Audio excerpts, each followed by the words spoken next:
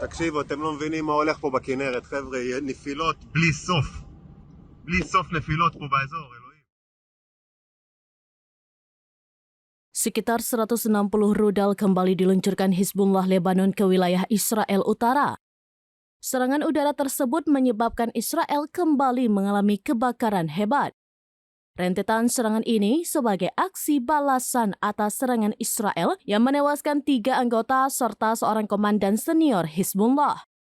Untuk menangani dampak serangan Hizbullah itu, Front Dalam Negeri Pemerintahan Israel mengerahkan sebanyak 21 tim pemadam kebakaran.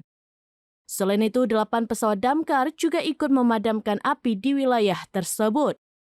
Upaya pemadaman terus dilakukan mengingat sejumlah faktor seperti cuaca dan angin yang membuat api menjalar semakin cepat dan lebih luas.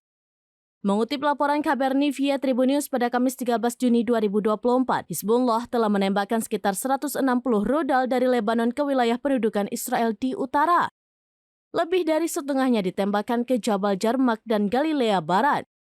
Sementara sirine peringatan serangan udara terdengar di Safed, Tiberias, dan beberapa kota di Galilea atas Israel Utara.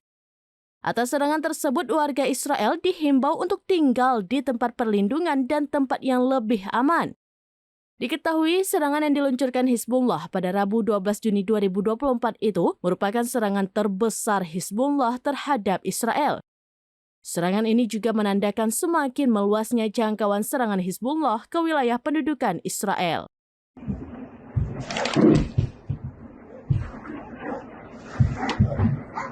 תקשיבו, אתם לא מבינים מה הולך פה בכנרת, חבר'ה, נפילות בלי סוף. בלי סוף נפילות פה באזור, אלוהים. Download Tribun X sekarang. Menghadirkan lokal menjadi Indonesia.